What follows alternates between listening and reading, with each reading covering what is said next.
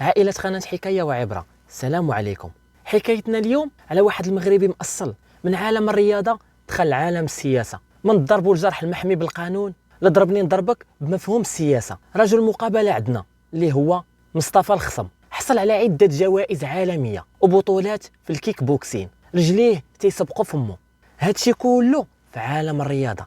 أما في عالم السياسة إلا كان عندك فمك راك تقضي به الغرض. جيت نوصل لكم مغامرته في السياسة حتى وصل يولي طالع نازل في المحاكم، من كلامه وحواراته مع الصحافة تيبان لك أنه عنده سؤال جواب وما كيفكرش في العواقب. ما خصنيش نبقى نهضر بديك الطريقة اللي هضرت بها، اللي بغيت نطول في السياسة ولا نكمل في السياسة. دخل عالم السياسة في بلادنا المغرب، تم انتخابه كرئيس جماعة إيموزار. في ديك الوقيته تلقاوه ناس هلوا به وفرحوا به ونشطوا به واستقبلوه كبطل عالمي رياضي وغادي يدخل لعالم السياسة. كانوا شي ناس كيسحب لهم إلا دخل السياسة راه غادي يستقبلوه بالتمر والحليب، ساعة لقى غير العكس. مجموعة من الأمور في رئاسته كان خصها تقاد وما تقاداتش وما دارتش. هادو حسابات خاويين، هادو حسابات مع مصطفى الخصم. مما كتشوفوا غير داكشي اللي كيعارضوا او داكشي اللي كيهضروا المعارضه، اللي داكشي اللي كيضربوا فيا. السيد الرئيس لابس سروال مخطط، السيد الرئيس غادي في التروتينات، السيد الرئيس كما السيجار. قلت لكم اللي في قلبه على لسانه. خرج بتصريح اعلامي وقام تشهير فيه بواحد الناس بالفساد، وهاد الناس ما تقبلوش هاد الخرجه ديالو وتم رفع عليه دعوى قضائيه في شخص عامل اقليم صفرو. كيلوموا حنايا في هاد 9 شهور هادي ما داروهاش هما في 12 عام، بغاو نديروها حنايا في 9 شهور. بصح تصيرات عليه زباله الفلوس وبقى فوقيا. وجات في المقابل واحد الحمله تضامنيه كبيره وواسعه في وسائل التواصل الاجتماعي مع البطل ديالنا مصطفى الخصم. قامت المحكمه بالحكم عليه ب5 مليون سنتيم على هاد الهضره اللي قال، وهو رفض يخلصها حيت اعتبر راسو مظلوم. مصطفى معنا ان نطلبوك 50,000 درهم مقابل كفاله، ولكن انت رفضتي. باسكو ما درت والو، ما نخلصش كفاله، اللي بغا يدخلني الحبس. واخا شنو هما الاجراءات التاليه سي مصطفى؟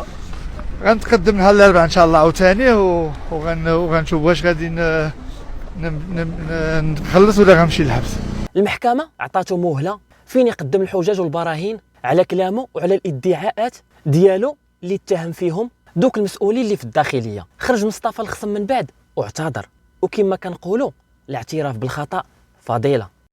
هذا هو الفلتة ديال انا كنعتذر المؤسسه ديال العداله على الخرجه اللي خرجت منها، ما غنخلصش داك الشيء، غير داك الخرجه من داك الاحساس اللي كان عندي، وداك الخرجه اللي خرجت بحيث كنت معصب وكنت طلع لي السكر وما فاطرش ما واكلش رمضان بهاد الهضره، ما عنديش الحق نخرج بها. حنا كناس عاديين ممكن نقبلوا الاعتذار ديالو، لكن المحكمه او الاشخاص اللي تم الاتهام ديالهم راهم ما غاديش يسامحوا، وهذا الشيء اللي وقع. المحكمه عطاته مهله. العبره من هذه الحكايه او قصه مصطفى الخصم ان السياسه عالم كبير وماشي اجي ودخل فيها وفهم فيها، وهذا الشيء اللي جا على لسانه هو ما تخشي راسك في نخاله ما ينقبوك الدجاج. انا دخلت راسي في النخاله، وملي كتدخل راسك في النخاله كينقبوك الدجاج. والنهار تعصب وتقلق راه خصك تضبط راسك، وماشي غير اجي وشد الميكرو وتبقى جالس كتبورد على العباد، حيت كل كلمه قلتيها راك تتخلص عليها الضريبه. وكاين واحد النوع تيطلع فوق الموجه وكيستغل بحال هاد الفرص باش ينزلك حتى تتلقى راسك تتحاكم. انا هاجمت في الاول، يمكن ما خصنيش نهاجم بهذه الطريقه هذه. يمكن كنت رياضي اكثر من انك سياسي. كنت رياضي اكثر من السياسي، عندك الحق في هذه. تنتمنى تكونوا خديتوا العبره من قصه الخصم اللي هو خونا وحبيبنا وولد بلادنا، فقط جا غير باش يصلح ويخدم هذا الوطن العزيز. الا تفضلتوا واحد ابوني للقناه وجيم من الفيديو. كنتم معي في قناتكم حكايه وعبره. عواشركم مباركه، السلام عليكم.